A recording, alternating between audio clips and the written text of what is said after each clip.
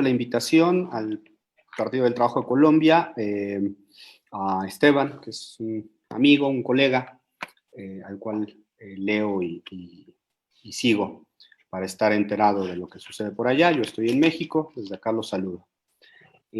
Ha sido muy sugerente la invitación, el tema con el cual se ha convocado esta charla, es a propósito de la ciencia o de un concepto de ciencia. Ya Ricardo hizo el favor de presentar un panorama general sobre la figura de Louis Althusser, que es uno de los personajes centrales en la segunda mitad del siglo XX, y que se convirtió en un referente desde el año 1965 en América Latina. Prácticamente no hay país en donde no haya habido algún tipo de influencia en las escuelas de filosofía o de ciencias sociales de Althusser, ¿no? Y por supuesto, él sobre todo discutía en términos de una tradición intelectual, que era la tradición francesa, pero que por distintas circunstancias que escapaban incluso a su decisión, se trasladaron hacia buena parte de América Latina. Althusser es, como ya lo dijo Ricardo, fue un militante del Partido Comunista, prácticamente nunca rompió con el Partido Comunista y se mantuvo crítico en algunos momentos hacia la década de 1970. ¿Qué es lo que podemos pensar a propósito de la ciencia con Althusser? Primero, ya algo se mencionó aquí, voy a señalar tres momentos que podrían aportar hacia una concepción de la ciencia desde Althusser. La primera es el trabajo que Althusser hace con Marx, ¿no? Efectivamente, como ya lo dijo Ricardo, Althusser considera que Marx es el fundador de una ciencia, la ciencia de la historia, dice él, ¿no? Tradicionalmente la historia era entendida desde el siglo XIX como la biografía de grandes personajes o como la narración sobre los estados y el poder. Marx fundaría una ciencia en la medida en la que permite pensar la articulación de los modos de producción, es decir, de las formas del trabajo, de las maneras en que se organiza el trabajo, de las formas en las que se consume. Es decir, la ciencia de la historia no sería la biografía de tales o cuales individuos, presidentes, empresarios, trabajadores, sino sería la captación de la articulación de los momentos de la economía y la política. Entonces, la ciencia de la historia es la articulación de las grandes tendencias en las que se organiza el trabajo y las grandes maneras en las que se organiza la sociedad, ¿no? Entonces, ahí hay un primer concepto de ciencia, la idea de la ciencia de la historia. Según Althusser, Marx solamente elaboró líneas generales, hizo un estado, él decía que esto estaba en estado práctico, es decir, que había un ejemplo ya con la obra de Marx, pero que de ninguna manera había sido llevado a una formalización. Es decir, no teníamos una base, un guión, un mecanismo con el cual emular esa pretensión. Y efectivamente consideró que la obra de Marx estaba sobre todo dividida en dos grandes momentos. Un momento no científico, más usando la expresión filosófico, y un momento plenamente científico histórico. A esto, efectivamente, recurriendo a la tradición francesa, le llamó ruptura epistemológica. La ruptura epistemológica es la formulación de un campo de comprensión de un problema que no existe en el pasado y que se presenta ahora y que cuando se presenta formula sus propias fronteras, los grandes trayectos históricos, las formas de organizar la economía, las formas de organizar el trabajo, las formas de organizar el capital, con conceptos como alienación, por ejemplo, porque alienación es un concepto propio de la filosofía de la historia. Nociones como enajenación, alienación, fetichismo, parecen más de una filosofía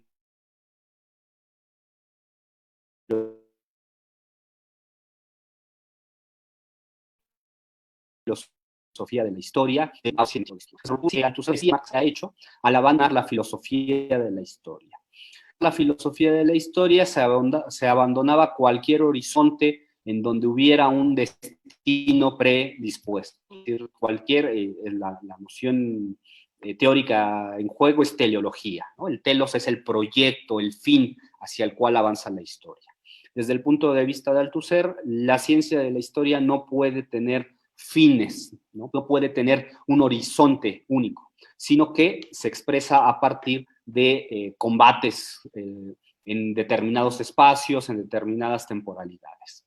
Entonces, frente a una filosofía de la historia, una concepción general de la humanidad, Althusser apostaba por la articulación. A esta articulación le llamaba él coyunturas. ¿Vale? Entonces, estoy siendo obviamente muy sintético y tratando de presentar la problemática, ¿no? Habría manera de detenerse en cada uno de estos momentos. El segundo momento que me gustaría pensar con Althusser, el primero es cómo se funda una ciencia, la ciencia de la historia, es la relación entre ideología y ciencia, ¿no? Efectivamente, como bien lo puso Ricardo, Althusser aportó al incorporar un tipo de corriente psicoanalítica que no era a la que se adscribía llamado freudomarxismo, es decir, aquel primer intento de diálogo entre Marx y el psicoanálisis, sino un segundo momento en donde la ideología se debía al psicoanálisis, el concepto de ideología se debía al análisis del psicoanálisis francés, vamos a llamarle, ¿no? Lacaniano, sobre todo, con Jacques Lacan, que era la gran figura de ese momento.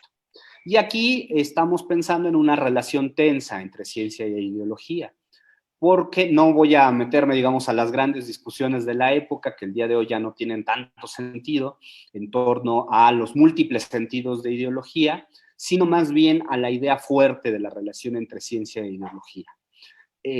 Para Althusser, las ideologías son inherentes a los seres humanos. Es decir, no hay manera, no hay ningún horizonte, no hay ningún tipo de sociedad en donde no vayamos a tener formaciones ideológicas. ¿Esto qué quiere decir? Esto quiere decir que la ideología no engaña, no oculta, no nos confunde, sino que nosotros producimos la ideología. Y la ideología es una relación imaginaria entre los seres humanos y una relación imaginaria que los individuos establecen con otros seres humanos. Y claramente ahí hay un problema, porque dónde se diferencia y dónde entra en contradicción con una noción de ciencia. Una noción de ciencia es una noción universal de ciencia. La ciencia tiene siempre el carácter universal. La ciencia sirve igual en China que en Colombia que en México. Y la ideología es una producción, digamos, localizada, tiene sus referentes. Claramente Althusser entró en una contradicción o tenía problemas para captar la relación entre ciencia e ideología, porque, entre otras cosas, digamos, la noción de ideología que Althusser desarrollaba lo ubicaba claramente como opuesta a la ciencia, ¿no? Entonces, los primeros años de la producción de Althusser, esto se le criticó mucho, su noción dicotómica entre ciencia e ideología. De un lado estaba las relaciones imaginarias de los individuos y del otro lado las producciones teóricas. Esto es el segundo momento, la relación entre ciencia e ideología. Althusser cambió esta concepción que tenía, no siempre la mantuvo de la misma manera, la fue trabajando a partir de distintos momentos, ¿no? Pero está puesta ahí, ¿no? Una noción de ideología como relación imaginaria y una relación de ciencia como pretensión de cientificidad. El tercer momento, el más importante desde mi punto de vista, y en el que creo que se podría pensar, es útil para nosotros el día de hoy, es el concepto de práctica. Louis Althusser propuso un concepto de práctica. Él decía, hay práctica política, hay práctica económica, hay práctica teórica, ¿no? ¿Qué es lo que nos interesa ahí? Nos interesa el concepto de práctica. Althusser retomó este concepto del capital de Marx. En el capítulo quinto del tomo primero del Capital de Marx, que se llama Proceso de Trabajo y Proceso de Valorización, vamos a encontrar, dice Althusser, un esquema de las prácticas. ¿Qué es lo que Marx expone en ese capítulo quinto del tomo primero? Expone la manera en que los seres humanos realizan el llamado proceso de trabajo. Y Althusser dice, el concepto de práctica tiene que ser diversificado hacia formas ideológicas, culturales, económicas, políticas, y todos tienen la misma, todas estas formas distintas, toda esta diversidad de prácticas tienen una estructura en común, que es esa que Marx expone en el capítulo 5. ¿Qué es lo que hay? Hay un sujeto que trabaja, un individuo, vamos a decir el día de hoy, para hacerlo más asequible. Hay un individuo, hay unas herramientas, unos instrumentos y hay un proceso de trabajo con esas herramientas sobre una materia prima. Ese es el esquema de Marx, ¿no? Los seres humanos cortan un árbol con una herramienta y la transforman en una mesa, ¿no? Ese es el proceso de trabajo. Un sujeto que se propone un plan, que lo ejecuta con determinadas herramientas y que transforma a la naturaleza por medio de... Tenemos a un sujeto que es el científico, sea biólogo, sea agrónomo, sea un historiador. Ese sujeto tiene herramientas, tiene instrumentos que no necesariamente son físicos, pero pueden ser físicos, tiene laboratorios, tiene reactivos, tiene ecuaciones, tiene documentos, dependiendo de la ciencia. Y ese sujeto trabaja sobre esos insumos, sobre esa materia prima y con sus instrumentos y crea un conocimiento nuevo, ¿no? Como el trabajador cuando corta un árbol y produce algo que no está en la naturaleza, que es una mesa. De la misma manera, el científico produce un conocimiento que no estaba en los insumos previos, no estaba en sus conceptos previos, no estaba en su materia prima previa. Entonces, ¿cuál es la relevancia de Althusser para pensar en este nivel inicial? La ciencia, que la ciencia es una práctica, que hay insumos, que hay instrumentos, que hay materias primas, que hay un sujeto trabajador o un sujeto productor y que hay un nuevo producto. El mismo esquema que está en el capítulo quinto del Capital de Marx, Althusser lo quiere llevar hacia las prácticas, práctica cultural, práctica artística, práctica religiosa. El concepto de práctica le sirve a él para pensar las formas concretas en las que la actividad de la sociedad se desarrolla. Y una de las actividades de la sociedad, pues es la creación de nuevos conocimientos, la creación de conocimientos científicos. La ciencia entonces no es un conocimiento alejado de nosotros, no es un conocimiento en las nubes, no es un conocimiento vedado, sino que la ciencia es en la sociedad capitalista una práctica. De la escuela de Althusser se va a desprender una serie de reflexiones que van a pensar este trabajo, van a pensar la economía política de la ciencia, van a pensar las condiciones reales de producción de las distintas ciencias en la sociedad capitalista. ¿Qué es lo que encontramos aquí? Encontramos que el científico no es solo un científico, es un asalariado. Y no es un asalariado, puede ser un asalariado al servicio del Estado o puede ser un asalariado al servicio de una multinacional. Y encontramos que, al igual que el trabajador, el científico no es dueño de sus instrumentos de trabajo, no es dueño de sus laboratorios, no es dueño de las máquinas. Encontramos que tampoco es dueño de su materia prima. Es decir, estamos en la misma condición, claro, probablemente con un salario mucho más alto, pero en la misma condición social que el trabajador. Es decir, hablamos de la proletarización del científico, el científico es un asalariado, es un proletario, es un trabajador, que se encuentra en las mismas condiciones. Él no controla su proceso de producción de conocimientos. Es decir, ahí es el momento en donde podemos pensar una crítica de la economía política de la ciencia. Ese es el lugar, ¿no? El científico moderno es un científico expuesto al mercado también. Es un científico expuesto a las relaciones de poder. Es un científico que no controla su proceso productivo. Él produce conocimientos, efectivamente, pero, y en esto las historias de la ciencia nos ayudan mucho, nos ayudan a saber, por ejemplo, que muchos de los grandes científicos, quizás sin saberlo y quizás sin quererlo, contribuyeron a los grandes desarrollos de la sociedad capitalista. La astronomía, que es una ciencia muy noble y muy bella, muy elitista también, la astronomía sirvió para el desarrollo de las fuerzas productivas de la guerra, ¿no? Es decir, para la creación de grandes complejos militares, ¿no? Y sus trabajadores no eran solamente trabajadores no calificados, no eran trabajadores rutinarios, eran trabajadores creativos, con cierta libertad, con un buen nivel de vida, pero eran trabajadores, es decir, eran asalariados.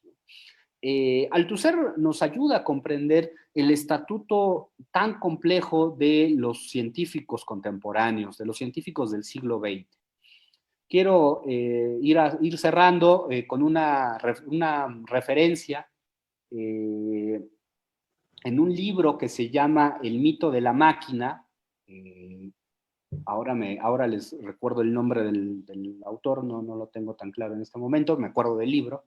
En El mito de la máquina, Lewis Mumford, un estudioso de la ciencia, un crítico de la ciencia moderna, Lewis Mumford decía que entre los científicos de la época moderna no había grandes rebeldes, ¿no? Que más bien había gente que obedecía a las reglas del poder, ¿no? Creo que esto que Mumford lo expresa como un poco de manera muy libre, en esa gran obra, en 2 tomos, que es El mito de la máquina, se puede explicar a partir de Althusser.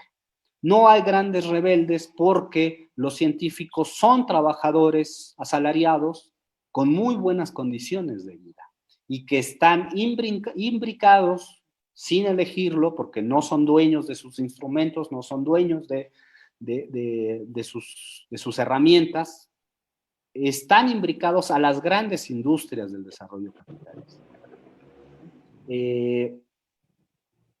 Para Marx, si regresamos al origen de todo esto, a la crítica, al origen crítico de todo esto, la ciencia es ciencia porque es fuerza productiva. La ciencia es ciencia cuando está incorporada al proceso productivo. De otra manera, los conocimientos en la sociedad capitalista no tienen sentido. Están relegados, serían periféricos. Entonces, el concepto de práctica de Althusser, y que después toda una escuela de pensadores franceses e ingleses desarrollaron, nos serviría mucho a nosotros para pensar el estatuto contemporáneo de las ciencias contemporáneas. Y solo para finalizar, habría que trabajar más sobre el concepto de ideología. Yo lo dejé aquí anotado a grandes vuelos como relación imaginaria de los seres humanos con su entorno. Pero habría que pensar las formas de la pseudociencia, tierraplanismo, creer que las vacunas son instrumento para hacernos un ejercicio de control. Habría que pensarlo como prácticas ideológicas, tal cual. Es eso, es una práctica ideológica, ¿no? Que tiene sus propias reglas, que tiene sus propias formas de operación, ¿no? Y que demuestran lo importante de la ideología. La ideología no importa si es verdadera o falsa. Lo importante de la ideología es que haya una creencia y haya un efecto de esa creencia. Ese es el problema de la ideología, que a la ideología tú no la puedes desbancar con la verdad. Porque el problema de la ideología no es un problema de verdad o mentira, es un problema de existencia y de efectos de esa existencia. Bueno, hablé un poco más de 20 minutos, espero que no haberme pasado. Podemos seguramente regresar ahora después de escuchar a Esteban sobre algunos otros elementos. Muchas gracias.